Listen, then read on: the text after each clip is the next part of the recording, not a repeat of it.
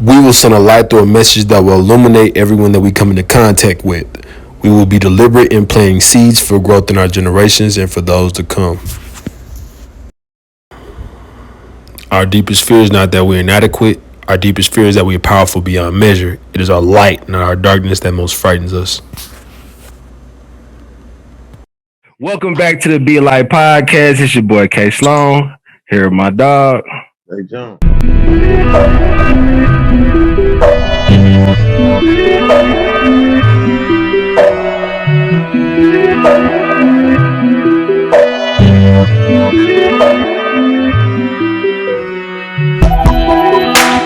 Light, come on. Yeah, that light, like, like the light. Yeah, mentally, you gotta be able to say, I can get myself out of any hole.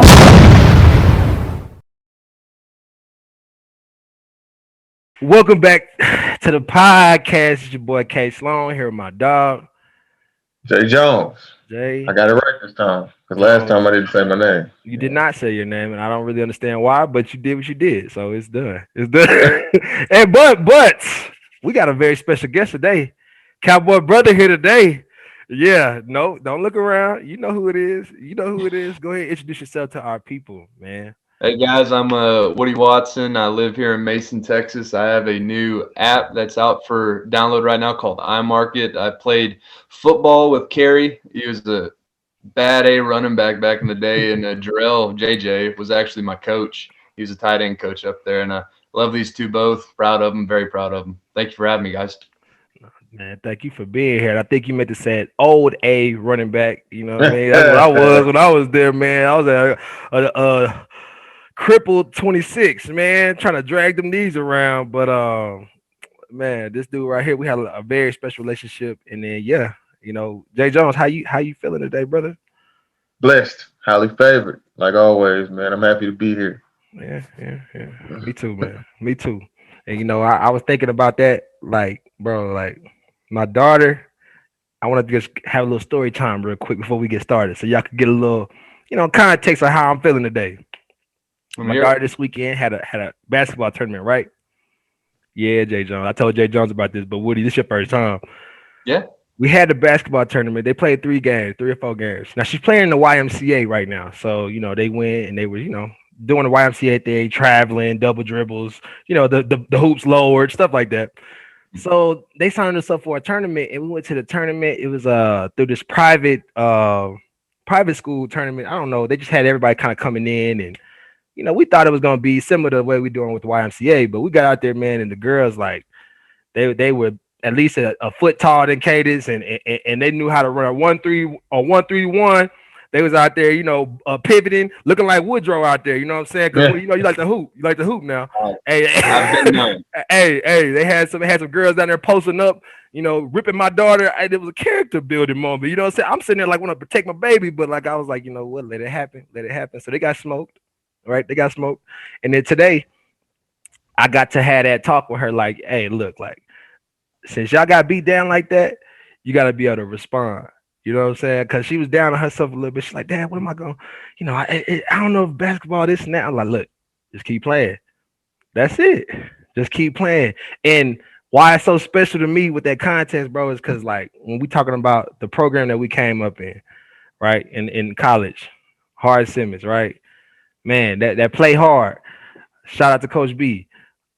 It's like that's the type of stuff that rings in my head anytime I have any type of competition that come up, and I want my daughter to kind of embody that, because it's like competition is everywhere, but you got to keep playing, whether you killing the competition or you may be millions of miles behind, but hey, you got to keep playing. So I was like, bro, like I was like, wow, I get to teach her this in 2nd grade. Like, I wasn't playing no competitive sports in 2nd grade. I was like video games, Pokemon, Color, you know what I'm saying? But yeah, that's how I'm feeling, bro. I was like, and then we got Woodrow here, so I'm ready to go. But Jay Jones,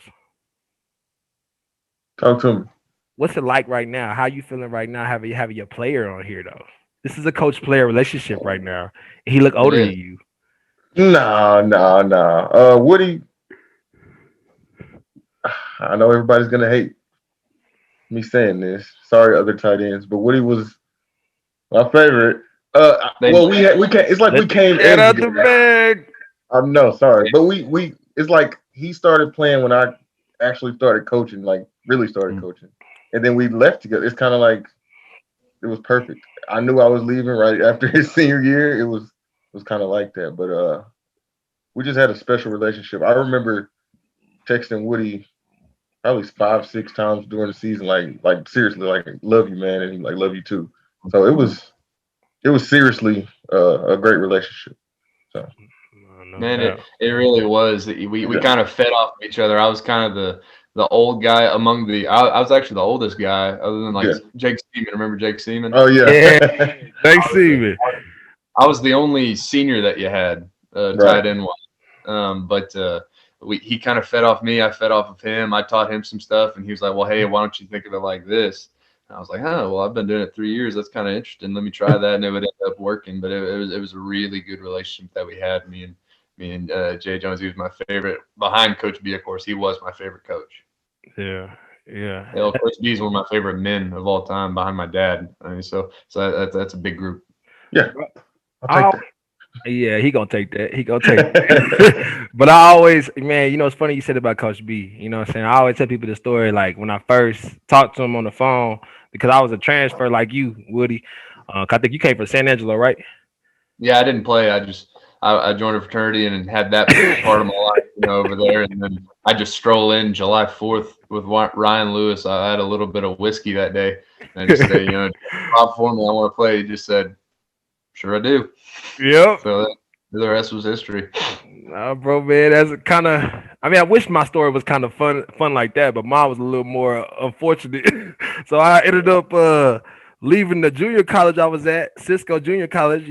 Pretty much the butthole of college, junior colleges during that time. So, man, I strolled into Abilene, homeless, bro, like no money, no nothing. I had no brain really. I was just trying to figure out where I could play football at, and I knew I had a little bit of ability left. And then Coach B just kind of like when I talked to him on the phone, it felt like one of those like just superior father presences. Like when he got on the phone, he just had that deep voice. He's like, "Hey, like this is Jesse Burleson," and another, and I was kind of going through his spiel, and I was like, "Man, this dude feel like I could trust this dude." I don't know why I felt like I just could, and I had trust issues, but I just kind of gravitated towards his persona.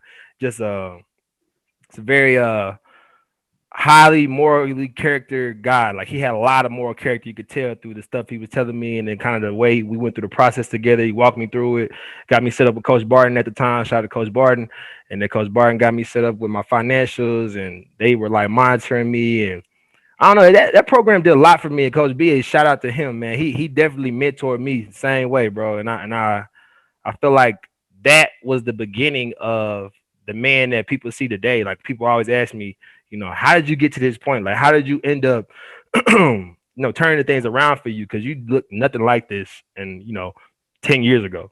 And it's just like mentors, bro.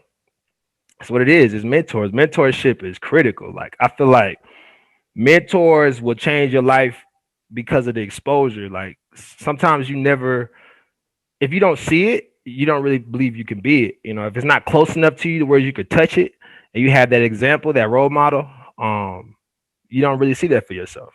Mhm. And fighting through that adversity that I was fighting through during that time, I needed somebody that's head was kind of above the water. You know what I mean? I didn't need people down there with me, soaking with me, telling me that, oh yeah, it's okay that you're down on yourself. Like I never got that at Hardin Simmons. There's the old saying, you can't be a P in the C. And I think you guys know what that means. And I used to hear that a lot, and it just be something that like I used to be like, man, like I just can't be soft around these cats. Like, like not that I was ever being soft, but it was like it was not accepted. Like there was no you're Yeah. not gonna get a break around here. But it made you Especially hearing his story, what he did in school. He was a 4.0 guy. He had a full-time job. He had kids. He had a wife, and he was still an All-American. I don't have enough fingers to go through all the crap he was going through. Did and I was complaining, oh, I got a rib out of place. I don't feel like going to class today, and just BS like that. I mean, yeah, I said if he could do it, so can I. So I just pursued or went through it, and I owe a lot to that program. I really do. absolutely, bro. And then Jay Jones, what was it like? And I never asked you this like on camera, but what was it like working under Coach B? every day. Because I mean, you was responsible for a lot. I remember coming in there. What he used to call y'all? My butthole, not what was it? My My slappies, idiot, my something idiots. like that. All types of names, just names, whatever name he came up with for that day. But working under him, I would say it was tough at first because the expectation is over. Like y'all said, it's like 10 feet in the air, and I'm only 6 feet tall.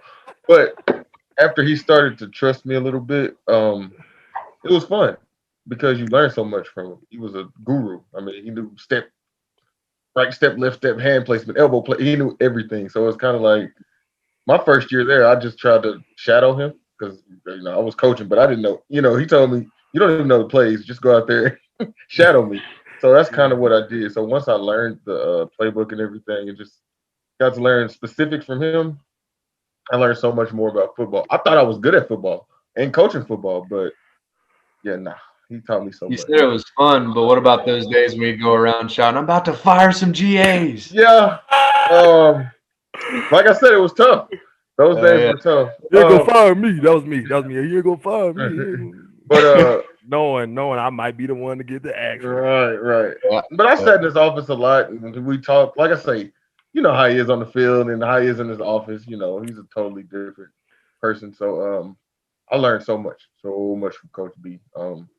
And like y'all said, even in the life department, I was I was helping him cut grass and stuff, working for him. Exactly.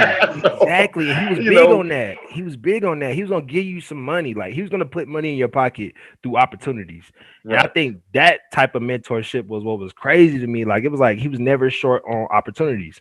Like right, if you needed something, it was like you felt like you go to Coach B. Like it was hmm just and that mentor, that example made it to whereas when you left, you feel like you owed somebody else that. right. Like you feel like you have to give that to somebody else. Like that's the standard. You know what I'm saying? So man, Working. yeah. I was My working. favorite story about him though is, you always hear a lot of coaches say like, if you're ever in trouble, call me or something like that, something along those lines. You always say, yeah, yeah, yeah, until you find yourself in a point where you're in trouble. I won't say any names, but it was, 4 a.m. on a Saturday, so it was after a win more than likely. There was a player, a senior player, and he was just like, he was off the rails. He was crazy. I forget what we had to drink. I don't know if it was alcohol or not, wink, wink. But he just wasn't doing good. So, it's 3 or 4 a.m. What do? We call him. He lives out in Clyde, which is about 15 minutes away. We call him. He answers like the first ring. We were like, oh, crap. What do we say? We say, hey, so-and-so, he's not doing good. Can you come? Yeah, where are you? We send him the address. He lives 15 minutes away. He was there in about 10 minutes, Yeah. and he goes into the room with them. About 10 minutes later, he walks out and just says, you boys okay? We say, yes, sir. He said, all right, we'll see you tomorrow. And that was it. After that, that was my freshman year, your senior year, Gary. And after that, I was like, yeah, I can follow this guy 100%. Yeah, yeah. He's the reason why we won that 2015 conference championship for sure. I Yeah, remember like I remember going into that UMHB game, and I don't mean to get on this whole spiel. This would be like, we try to stay inspiring people, but we gotta share this because Woody on here. But I remember going into that game. I remember the amount of pressure, I guess that I'm sure that everybody was kind of feeling, but I never felt pressure just because I felt like I loved being with my brothers. I love playing. Like I was always excited to play. But I just thought in my head, like, I remember like the days like we had those Thursday practices, the Thursday styles, and everybody would mhm, come into the locker room. And I just remember like how it used to be like a different feel before UMHB. And I remember in my head, I had a thought come across my head, like, man, like I want Coach B to have a special night with his wife tonight. The night after this game, like after this game, like I want him to love his wife. Like man, like we so happy. Like I want us to like enjoy this because we really just did this. I worked so hard for this. Like I want to just be like with my family. I want to see him with his family and just enjoying this because he worked so hard for us. You know what I'm saying? Like I wanted that for him. Like it yeah, was weird, but like I felt like I owed him like some type of happiness because of what he had done for me at that point.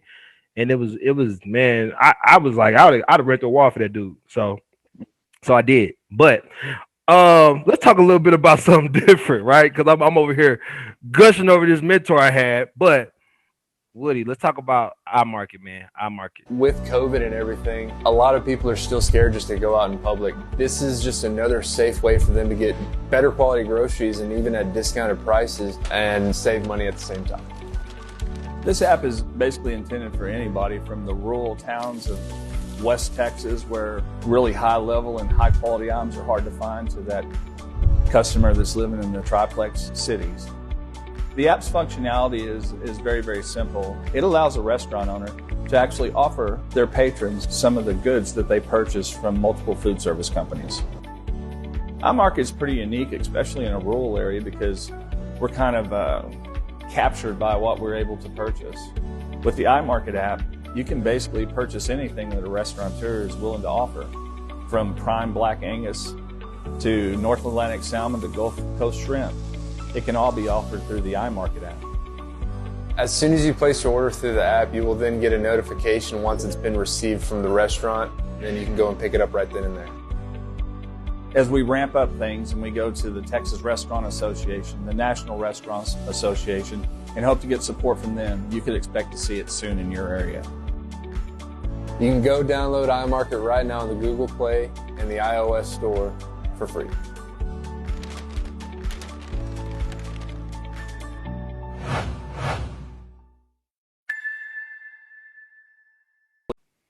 Yes, sir. I'm Woody. He's John, John Watson. So when you download it, you'll see his name pop up on it. So I'm not lying. I'm not lying. I even got the shirt, or it's over here. I'm watching myself in there, so it's right here. iMarket. But so what it is it's a way for us to get better quality groceries from our favorite restaurants. We'll be able to cook just like those restaurants do. I mean, we go to Texas Roadhouse. We love the steaks. Well, soon enough, you'll be able to get those steaks right on your grill on Saturday, Sunday, hey, even Wednesday, whatever you want to do. So it started out. My dad, he sells food for a living. He works for a Performance Food Group. He's a salesman for them. So we were just thinking one day, well, why can't me and you buy these? I forget what it was. I don't even remember what food it was. Maybe it was shrimp or something. But we said, why can't everybody buy this stuff from like Willow Creek, a restaurant right down the road from me? And he said, well, that's kind of an interesting concept. And that was about 2 years ago. And here we are today. The app is fully developed. It's fully functional currently as of a month ago. And right now we're just trying to spread like COVID. Oh, can I say that? No, you can't, Woody. No, you can't say that. No, I'm just playing. All right. I'm trying to spread right now. But it's a good concept. And we just we have an app for the market. We just need a market for the app right now. Okay. I guess my main question is with the app, right? What does it take to start an app? Like, what is the first step I need to do? I have a business. I have a plan. I want an app. What do I do? Where do I go? Man, you can go really anywhere with it. Any major city, really. You just need to. What we really did is we're not. My dad's a country guy, but I'm kind of a little more versed I can't even say the word technologically wise. Okay. Whatever you want to say. A little tech But savvy. I literally Googled the app developer, and we found a couple of different ones. There was a couple out of California we were considering, and a couple out of Austin we were considering, but they were just like asking for me to chop off this arm right here and mail it to them first class, of course. So we'd have to pay First for class. we'd have to pay for the shipping too. But so we ended up going with a developer out of India, and they're very well regarded over there. They're called Code Brew.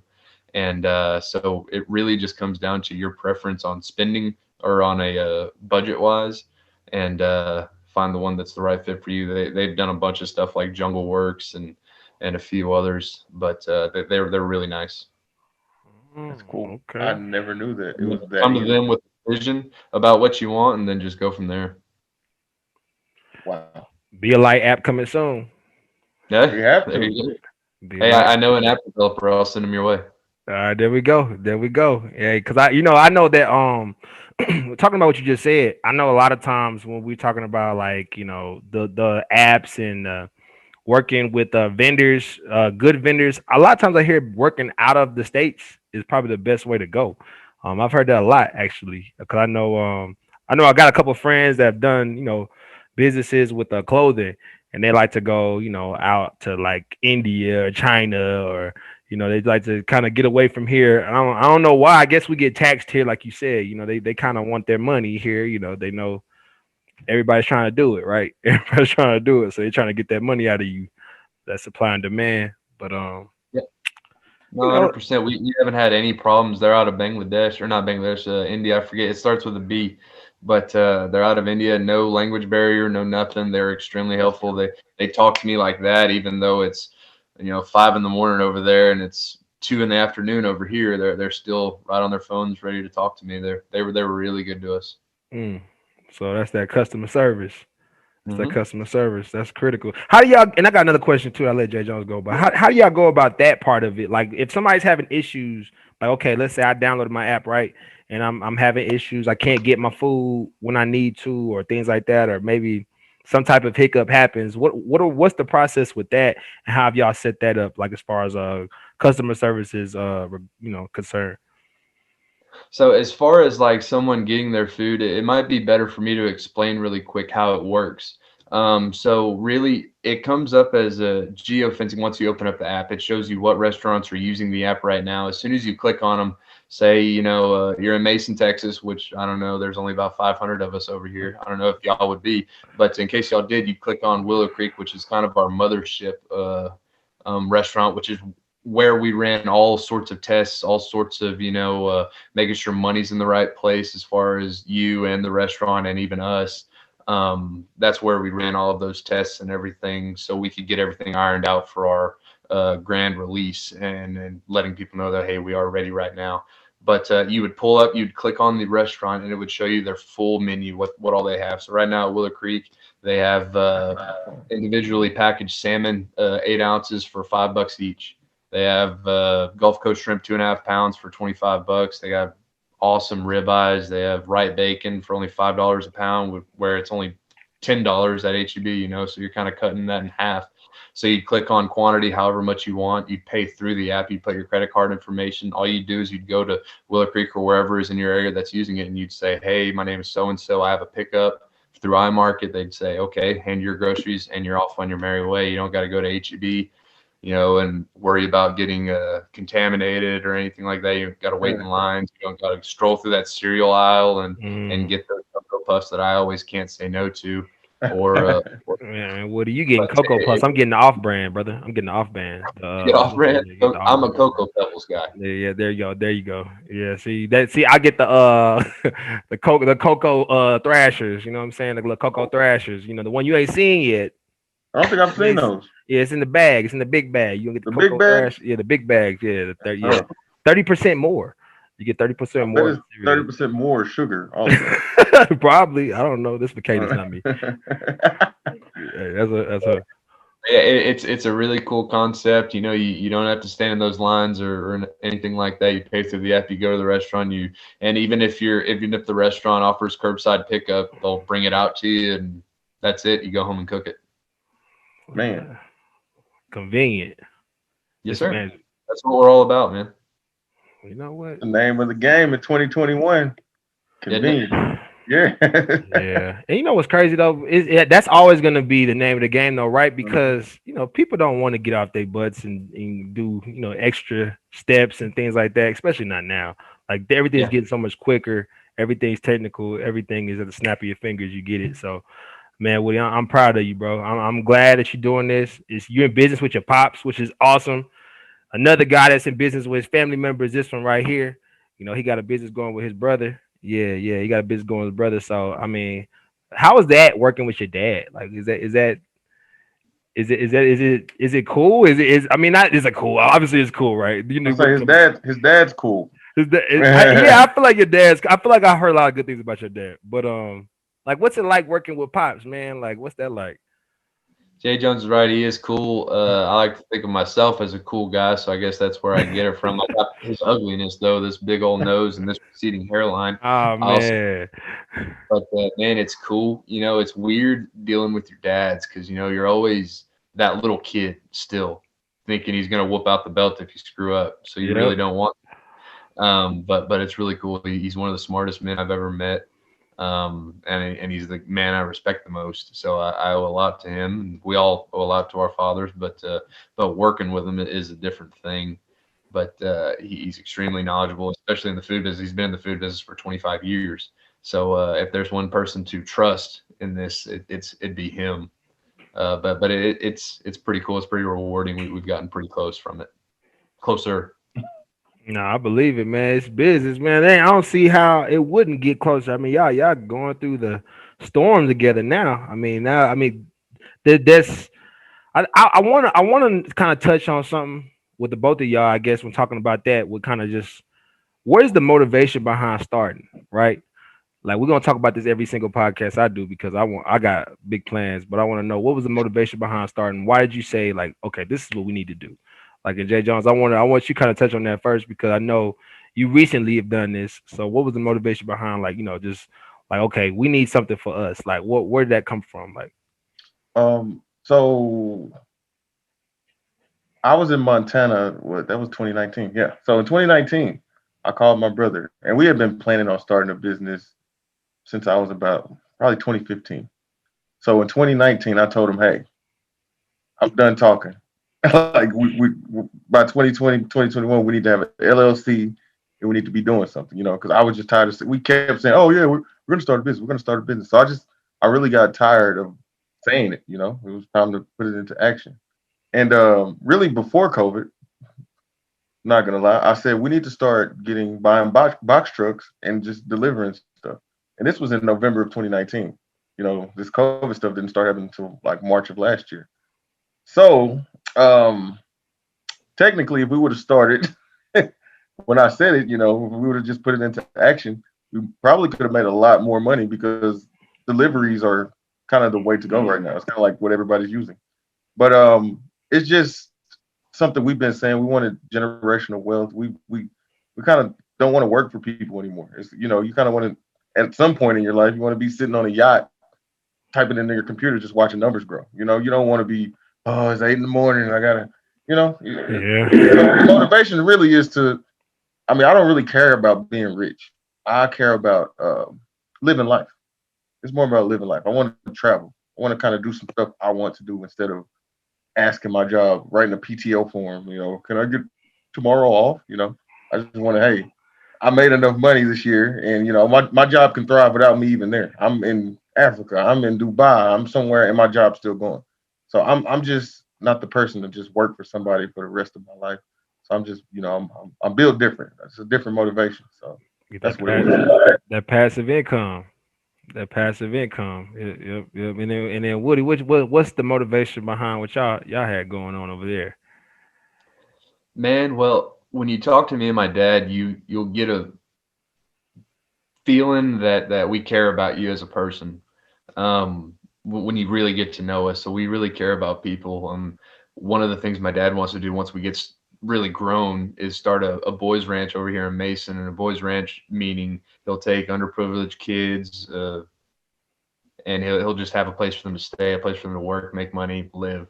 So we came at this thing from the most non-selfish way possible. We didn't care about the money part. I'm not saying Jay Jones's was selfish at all. Hell no, I don't want to work for anybody either.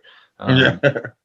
No, I'm not saying that at all. But we came out to this with helping people and making sure they get the good food that they need to, instead of going to the grocery store getting 5 Snickers bars or some snow cones, whatever the heck they get. We want people to pay less for groceries. We want them to have the convenience of just going to their favorite restaurant that they know and they trust, and just getting whatever they want, whatever their restaurant is willing to offer. We we really came at this thing thinking not selfish. That was the first thing that we said, like, this could really help people. Not necessarily this could help us. This could really help people. Of course, we're out for that green too, but we really came at this thing thinking of everybody else, and even restaurants, because this was at a time we started this about a year and a half ago, and since Blue Apron and HelloFresh have really been starting and really been kicking off. You talked about that I need it right now. I need it right now. The restaurants have just been going down, so this is just another way for them to make more money and keep the doors open. We were wanting to be ready sometime around March. What happened around March last year, Jay Jones? That's when the corrupt. Well, when I guess when we figured out the corona stuff was going on. I guess it had been going on, but we figured it out. You got it right there, and it hit India really bad. So we got postponed until about August, September. That's when it was functional, and that's when we really started our testing. So if we would have been ready about then, maybe it would have been good. But hey, here we are now. It's to our advantage, and we're using it. We're using that motivation right now. Yeah, I love that. I love that. You know what? And that's kind of reminiscent. It makes me think of, why we started the podcast as well. Just talking about feeling that need, man. You kind of see that you really want to help people. And I think when you get that itch to help people, you start to grind your gears on how to get that done, because everybody's way of helping people will be different. And I think that's the beauty in business that's done the right way, is because that's when you see that business actually helping people, is actually giving people something. And sometimes I think certain businesses that do things that aren't necessarily, everybody don't highly esteem, but if they're helping people out, then I think you're in the right spot. I yeah, think that there's a spot for everybody, and I mean, people are gonna spend their money anyway. So why not have them spend money with you doing what you love to help people doing? So that's what I love about it. Love seeing my brothers kind of getting going with the entrepreneurial spirit, working together. Cohesion, man, versus competition is something that we really need more so than ever now. Just the collective units I'm saying is beautiful, man. It's beautiful. But and, Yes, sir. and to piggyback off what Woody said just a little bit, um, I I'm proud of you. I'm so proud of you, Woody. I mean, I guess I've been knowing you since you were what 20, what were you, 22ish, 21ish? Young Yeah, little guy, yeah. young man. So just seeing you do this, like it makes me smile. I'm so proud of you. I just wanted to tell you that. Woody's And always been old, bro. Like I let's know. not act like Woody's ever been Hey, young. why did I wake up randomly? I guess when I knew he was gonna be on the podcast, and I thought about Techno Fridays and just stuff you used to do in the locker room. We're not gonna say everything, We don't speak on that stuff on the podcast. We don't but know who listens to this thing. Don't incriminate me, JJ. that's it. Hey, That's all I'm gonna say. But no, I'm proud of you, man. Like I hope big things, many zeros after that first number, and I hope y'all help many people. That's huge. That's huge. Appreciate you and love you, big guy. Love you. Always have. uh, Always. All I right. want I want to kind of pivot and talk I want to about hug you through the screen. yeah. What'd you say? Not kiss you through the phone. I want to hug you through the screen right Like, here, oh man, all the love, all the love. It's something about that light, man. Something about that light. J. Jones got it going. You're But my like, favorite dude ever, man. Love y'all. I appreciate it, bro. But you know what? Let's pivot and talk about this. And I Uh-oh. think this is something that we all can kind of attest to. We can all pull from. And I want to know, man, what's one quality value principle that you feel like you got from the program that we were all a part of? What is one thing that you feel like has stuck with you the most since since being in the program? Now we're all removed from it, right? Hard Simmons football, shout out to them. There's a lot of different principles that have kind of stood the test of time in regards to anybody that's been a part of it, and it's kind of really shown that they teach the game of life through the game of football, and I think that the goal in this, I'll talk about this first. I think the goal in life to me right now, this is what I keep telling myself is build connections, build connections, build connections. Like connections with people, connection with things, connection with ideas. Like everything's related somehow. You have to find a way to find that connective tissue and get things to make sense for you. And I think sometimes, like right now, I'm big on quotes because I believe when people say things, it's coming from somewhere. Like I don't think people just say things to say things. Like it's like if you said something was, this is an amazing experience. There's a reason why, and there's something that's tied to that I have to explore to kind of build that connection in my own life to feel the same type of amazing experience. So, what type of principle or value do y'all feel like y'all took from that program, man? That's kind of stayed with you and has been able to connect in different areas of your life. I'll let either one of y'all take that. You want I can go. JJ? I'll go first. And you've already said it, Woody. It's to our advantage. It's like when people complain about something, like when something happens, when you have a plan, and like we always say, somebody throws a wrench at it, somebody throws a curveball when you thought it was a fastball. Um, it's to our advantage. I'm not going to complain about it. I'm just going to keep moving. It makes me, it puts me ahead of other people sometimes. It's like like at my job right now, I'm doing counseling and I'm helping others right now. And you know, sometimes other people can complain about a situation, and I'm just like, we got to get through it. Let's keep moving. You know. So I think that's one of the biggest things I took from Hardin Simmons. I just don't really let anything get me down. Like Kerry, I told you, or you experienced this yesterday, but a couple months ago, I woke up and my tire was flat, and it's just like, how am I gonna fix it? You know, I can't really. If I just stand there and scream and kick the tire, I mean, it doesn't get anything done. So it's like, what's next? How can I fix this? How can I fix this? It's to my advantage. I get a day off, and maybe I'll get something done. You know, so yeah. to our advantage. Go ahead, Woody. Man, what stuck with me? Hydrate, hydrate, hydrate. Water is life. Water is me. Everything. But I'd have to say perseverance. Really, there was days like senior year where I was just not feeling it, and Kerry was there, and I got to see him doing that, and I was like, man, how does he feel that bad? And then I got to that point. And I was like, okay, that's why. Kerry, he would be on the bike before every practice. He would be in the ice bath after every practice, and that's where we had our good talks, just about music, life, his kid, how she's doing, is she gonna be a baller? Turns out she is, or she's going through a little rough patch right now, but she'll learn how to spin. She'll learn how to use that elbow, which I had to do. I was a 6 foot, and about in 6'8" at least post game, so I had to finagle a little bit, Hey, man. be a little tricky, but perseverance, I would say, was the biggest thing. It didn't teach me just persevere through hard stuff, just the little things in life.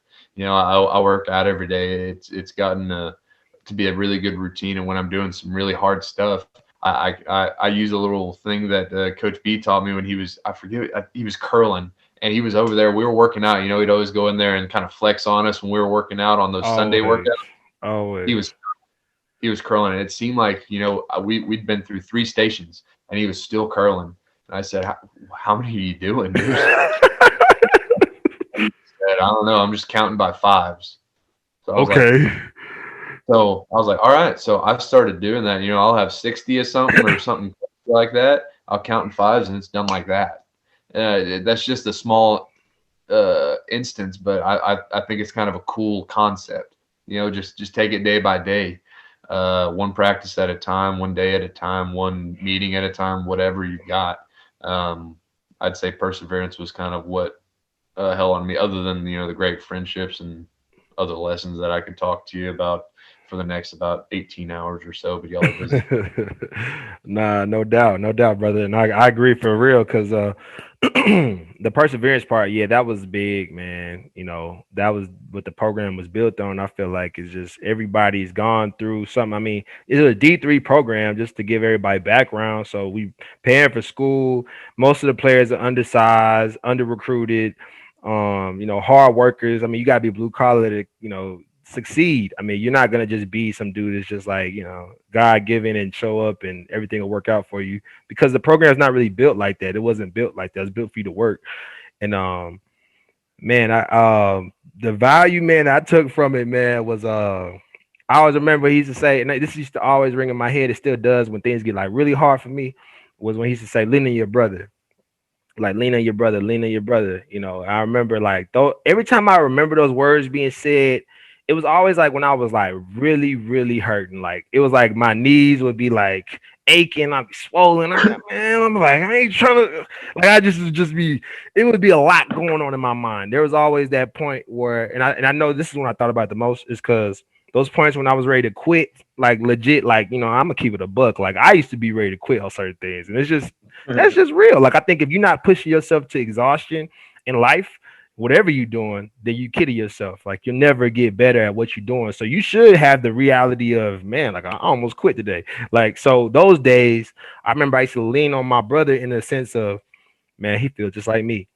Like, he feels just like me right now. Like, I could see it in he actually feels worse than me. I'm looking at his face and he does not look like he's doing too good. So it's like, okay, I'm good. Like, I'm good. I'm gonna pick my head up. I'm gonna stand here and I'm gonna fake it till I make it. Like, y'all not gonna see me over here keyed over like I'm done for. Like, you're gonna see me with my head held high, my chest out, like I'm good, So you can believe that you're good. What's up, Woody? where I'd bring you more ice when you're in the ice bath. Oh man, yeah, I remember those days, man. I remember those Yeah, days. Woody just well, throw looks it in like there. more care. Yeah, Woody just throw it in there. I used to ice in the morning and in the afternoon, man. It was like I was hurt, but it was all about the brotherhood. It was all about, I used to think about my brother, my brothers. I think about my daughter. I would think about my family. I would think about, what am I trying to do? Like, what is the overall, what is the overreaching goal here? Like, why am I here? And that was Right. something I constantly was thinking about. Why am I here? Why am I here? Why am I here? And that was why leaning on my brother was so important to me because I'm not gonna quit on y'all. So that's why I'm here because I'm not gonna quit on you. And I think that's Mhm. something I've taken into my life, bro. It's just like I'm not quitting on people that depend on me. Like if you depend on me, I will not quit on you. Period. Mhm. Like I don't care how hard this gets, I'm gonna figure out a way for you because I know I will run out of steam here. And then rolling into the whole faith thing, Jay Jones had a little something about faith he wanted to talk about, so I let him kind of. Oh no, it was just basically kind of how Hardin Simmons. It wasn't, we wasn't out there preaching to each other or anything, but I was just thinking about how Woody, Kerry, y'all some great dudes in my eyes, but how y'all's faith kind of just contributed to your success so far in life. I mean, I'm not saying we're all the way, we're not, millionaires yet, but I would say that we're successful. So like, I know a lot of people get to a point to where stuff gets hard, kind of how we talked about, and kind of how Kerry just said, you have to lean on something. And me, I'm religious, not really religious, I'm spiritual. So just how when I get low, when I get down, I pray or I talk to God. So I'm just gonna see like when y'all get low, when y'all get tired, when you don't want to get up in the morning, how has that faith in whatever you believe in made you a better person or helped you get up or helped you finish your job? So just story or story time with that, Mm. Terry. Woody. Well, you know what? We talking about that faith, man. Specifically, we're talking about faith, bro. I feel like a lot of times I do what I like to do as much as I can do it. So I feel like the reason why I say that first is because the more that I do things I like to do, I kind of get those feel good feelings flowing in my body. So no matter how small it gets, I try my best to fill my day up with those things now because I've been overstressed from just working my butt off and not doing things I like to do. And self-care is real. Jay Jones, Mr. Self-Care himself, he knows about that. And as a grinder, as a hammer, as Jay Jones has called me before, like I'll work myself down to the bottom of the metal on the pencil. You know what I mean? Like, and then say like, I'm trying to do this for my family, do this, do this, do that. But it's like if you really want to be, giving yourself the best chance to use your faith to benefit you, I feel like you have to be able to separate your life in work and play, enjoy life, enjoy the small things. Like I try my best to like be thankful. Like, man, like I thank God for breath. Like I thank God for this home I have. I thank God for the opportunity to be a dad. Like just real small stuff that, every day I may not be thinking about those affirmations. I practice those a lot now. Not try to be corny with it, but just try to keep it practical for me. Like, yeah, like I do have a lot, like appreciation and gratitude. It'll give you more energy than anything else in this world. Like that leads to true love. And then when you love, then now you can have legit faith. Like now when you got that love going, then now God's working through you. And then we don't try not to preach on this podcast. We try to respect all race, religions, all views. But I mean, that's what faith is. Faith is a strong, it's a belief, like no matter what, like it's unshakable. You know what I'm saying? Hmm. Like so Woody, I'll let you kind of add into that. Absolutely, man. I'm not the most religious person either, but I am spiritual as well. But what I firmly believe in is just humankind, and I know everything everybody says. Oh, I hate this generation. I hate this generation. I've said it before myself, Yeah. but I firmly believe in being the best person that I can be. Control what you can control. We've heard that a time or two, and I guess I should have said that one when we were talking about what we took the most. But if I can make one person laugh or make one person's day in a day, then that's a great day. Yeah. If I can make someone just purely smile, and I did it a while ago. They didn't see it when the cameras were off what we were talking about, but it's been a great day today. So I take that in day out. if I can just call somebody, if I can just reach out and say, hey man, I love you. Hope you're doing great. That's my biggest thing personally. That's What about you, huge. Jay That's huge. Jones? I was gonna tell a story. I had a kid. I took on. He said he said he was having a bad. His life was bad. He's like, oh man, life is terrible. I just don't like living life right now. And Kerry, kind of how you talked about, just how you. I told him. I said, well, the first thing, you're blessed. And he was like, how? I said, we're talking right now. You're breathing. He was like, so I took him up a street. It's a street in Fort Worth. It's Lancaster. It's about 100 homeless people out there. So I just rolled him up and down the street, and I was like, hey, you're blessed. So you have a roof over your head. So I mean, that's just the first two things I told him. We went through 10 things in probably 30 minutes that he counted. That he was like, man, I eat every day. I did, and he just kept, and it got to like 10, and he just sat there and shook his head, and he was like, like life's all right. Yeah. I am blessed, and I was like, yeah, man. There's a lot of people doing a lot worse than you, so don't ever say that. Like, life is terrible. Like, I can't get through this. So I just think kind of like what he said. I like to help others, make other people smile, kind of help people realize that, hey, you are blessed. You're here, You're you're having the living. worst day ever, and you make someone else's day. You feel good. Right. Absolutely. Absolutely. That's the easiest way out of the sewer, man. It's just to kind of, help somebody below you, which is ironic. You wouldn't think that, stooping down would lift you, but that's really what happens. It's like a buoy system. Like, it's like you do that and then you rise up a little bit, and it's like it helps your psyche, man. It helps your energy. And I think a lot of time when we lose faith, like when we start to really get away from, believing in, whatever our purpose is, our passions and things like that, it's because we're misaligned. I've heard it explained that you have too many data points, right? You got too many data points. You're looking at too many different things. You need to focus. You got to center. You got to make it simple. The once you make your life a little more simple, then you'll get back to where your faith is a lot stronger. But once you spread out so much over all these data points, it's hard to really believe because you don't even know what you're looking at. You're all over the place. And I one thing I would say, and that brother that you're talking about, Jay Jones, I don't know if he was black or not, but you should have also told him that your descendant is a slave. Like, your descendants were slaves. Like, they were legit slaves. So you're not that. And I know that was something that I thought about over the last couple of years, because I was like, man, like, that could have been me. I could have been in some cotton field, you know what I'm saying, just struggling like that, trying to figure out. I couldn't have read or couldn't have been able to read or nothing. So it's like, I'm blessed. I have an education. I have a master's degree.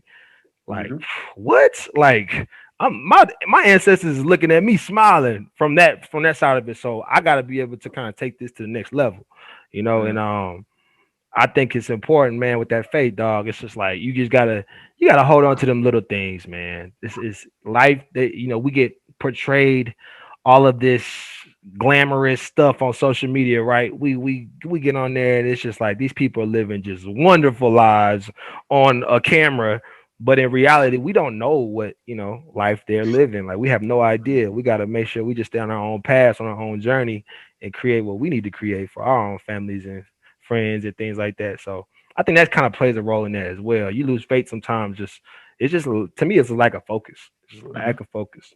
It takes a lot of faith to start a business. So yeah, you got to step out on the limb. You really do. I mean, it takes money that you might not get back. If the business if it doesn't thrive, you invested in something that kind of crashed, and you're like, hey. But the thing is, you learn from it. That's the biggest thing, and everything in life, man. Even if it doesn't work out like you want it to work out, you learn something from it. And you do it again. You do it better. You ace it the next time. So. I got two of my business guys on here right now. Y'all, sorry, I got the feedback. But y'all, my two business guys. I've heard they explain that there's entrepreneurs and intrapreneurs. You ever heard that before? Was an entrepreneur. He inches right. towards. No, sir. No, sir. Okay. So this is what I heard. I heard that an entrepreneur is somebody that puts their own money up, and an entrepreneur is somebody that doesn't. They do the same things, right? They say every business has people inside of the business that do things like an entrepreneur. They work like an entrepreneur because they have that autonomy within their position in that organization. And then you have the entrepreneur who put their money up. They do the same things. It's just that the entrepreneur doesn't take the risk of losing the money. That's the difference. And they say that if you're not able to be an entrepreneur, then you probably want to kind of hold off on putting your money up, because once you put your money up, then now that's the risk part of it, right? That's the risk. You guys know, like when you buying supply. I mean, me and J.Jones, we just put some money up recently, so it's kind of like you jump off the porch there, right? And the entrepreneur, whoever is working in that organization, that's not necessarily putting their money up, they can work just as hard, do all the duties. Just at the end of the day, they didn't put any money in, so they don't have that. I don't know if y'all never heard it before. So that's what I heard the other day. Actually heard it on Clubhouse. Shout out to Clubhouse. What do you need to get on Clubhouse, brother? What's Best, that? best app. Oh, Woody Oh, don't here know we either. go. He's Hey, Woody. recruiting again. Come He's on. the Nick Saban. He's the Nick Saban of Clubhouse. Hey, Clubhouse, cut me a check. Anyway, so Uh-huh. Clubhouse is pretty much a social media platform where they start a room. Like somebody will start a room. There'll be moderators, and they have people in the crowd. It could be I've been in rooms up to 6,000 people, man, and you could just listen to just conversations about different topics, whether that be real estate, entrepreneurship, sports. It could be even something even goofy. Like they have some weird little rooms on there, but it's really a good platform to kind of get in those rooms and network, man. I think you should get into it. Like you should definitely, being more tech savvy than your pops, you should definitely get on there and just kind of just rub some shoulders, and it's a good place to be. I'm a fan right now. I listen to Clubhouse at least once a day. Right now, it's a lot of good information. So we'll start rooms. Me and J.Jones, you'll probably be in the rooms too. We're gonna all get some rooms going, and yeah, Clubhouse is definitely the wave moving forward for sure. I have a question about the entrepreneurship. Entrepreneurs. So you say they don't put up any money. No, okay. Let me give you an example. So Yeah, you got 'cause I was John, kinda you got Betty, right? right. John and Betty. And let's say Betty is the entrepreneur. Or sorry, the entrepreneur. Betty's the Mhm. entrepreneur. Shout out to Women's Day, International Women's Day today. So Betty's the There you go. entrepreneur. She's doing her thing. So Betty's putting up all of this money to get the business going, right? Mhm. She got the site, the brick and mortar store. She pays all the employees, things like that. But then the entrepreneur, which is John, right? That's his name, John. Yeah, John. John is running all of the operations in house, right? He's like the right hand to Betty. He does everything. He almost will do Betty's job when she's not available. But she puts no. I'm sorry, he puts no money up. That's it. They're interchangeable. So So that's his partner. Well, that's John is Betty's partner. yes, But John is Betty basically in the responsibilities. Like like John has worked himself to the point where he could literally run the business. Like he knows everything in and out. She doesn't put any money up. And they so say does he get paid the same money that Betty gets? That's the part well, that I did. And that's Betty pays John. exactly. So why not be the whatever? Why not be it? Because it's the risk. Everybody's not risk takers, and that's the thing. That's what they were saying. Is like everybody's not willing to take certain risks. Just like investing. Right. Like some people are aggressive investors, and some people are more conservative. It's just like Different way. Can I share? Go ahead, Woody. Go ahead. Seen The Dark Knight Rises, the Batman movie. Yeah. Yes. The one where Bane's with him. Yes. Okay, so when he was trying to get out of that cave, when he had that rope around him and he was doing the first one, he was an entrepreneur. He didn't have any money in. That's kind of how I took it. Is he wasn't all the way in. He had a safe route. He didn't spend any money. He would have been fine if he didn't make it. It wasn't until he took the rope off and all the risk was there. He could have died. That's when he was an entrepreneur. He had all of his money invested. He had this invested. So it was either that or fall. That's the way I took it. That's a great one. Exactly. That's a great analogy. Hey, that was beautiful, brother. That's exactly what I was trying to say. Exactly. Okay. I didn't get it at first because I was like, I want to be. I mean, I would want to be Betty, because I would want to pay John. Sure, yeah. But okay, I'm a risk taker. Exactly. That's basically what I'm saying. Yeah. Exactly. And everybody's not like that though, man. 'Cause I know, like, man, I'm personally a risk taker myself, which is kind of bitten me in the butt. That's why I know that's where I'm supposed to be. I'm supposed to be, doing this type of stuff. But my mother, who's very responsible, punctual, driven, ambitious. She ain't taking some of them risks I'm taking. Right. She's like, what are you doing? Da, da, da, da. She's like will go crazy on me. And it's like, mom, like it's gonna be all right. Like, it's good. Like, but she's just like, she wants to make sure that rope is still there. Like she needs that rope because if that rope's not there, I'm going to die. Like, it's like, you know what I mean? It's like, mom, it's good, it's cool, it's like it's good. No, she's, and I think that that's just knowing yourself. But they have Mhm. like what are they personality tests Mhm. that you can take and you'll see whether you have a certain personality type that may be a little more led to a certain type of profession or a role within your organization. So that's why a lot of times these businesses do make you take personality tests. So yeah, man, it's a real thing, man. Some people not trying to do all that, man. They ain't trying to put all their money up and go broke because Well, you don't ever put all your money up. You put a percentage.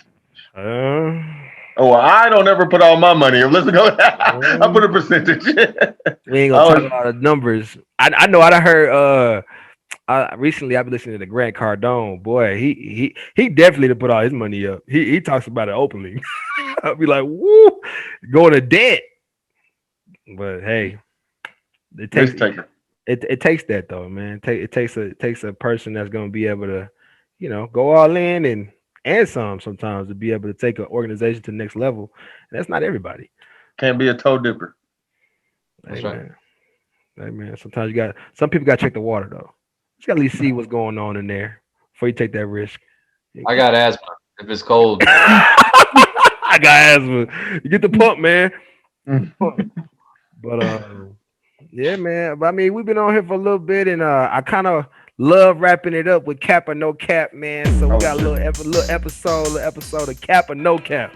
Okay, a little episode of cap or no cap. So with this, Woody, what we do, cap, cap means you lying, right? And then no cap, obviously you telling the truth. So I'm gonna go ahead and give y'all a little scenario of cap or no cap, and we're gonna go like this. So here we go. Cap or no cap, right? Jay Jones. Oh shucks. Why it always got to be me? Jay Jones was the best tight end coach you ever had, Woody. Cap or no cap? no cap. No cap. Easy, easy. Easy. Yeah. That means that's no lie, right? Yeah. No cap. Yeah, no lie. No lie. Yeah. He was the most involved by far. Before him, I had Mojo. Remember Mojo? Yep. He was the Mojo. O line. Got pushed over there. And I had Ivan. Ivan was a good man, but Jay Jones took the time out. Especially I saw with a lot of the young guys when I wasn't teaching them. He was always stepping in. He was always the first one to say, "Woody, how you feeling? How you doing? This, that. You got this. Did you get the play sheet? Here's your, and even when I was in the hotel, he always took care of me. You need water, you need this, you need that. He was a servant to me, and that's usually what a coach entails, what the good ones do. He was by far the best tight end coach that I ever had. Now JJ used to be there, and Dale, whatever you want to call him, and I talked about that everybody before him, HD and Colton Carter and all of them, I'd say I guarantee you they'd say the same. 100%. Yeah, that's definitely no cap.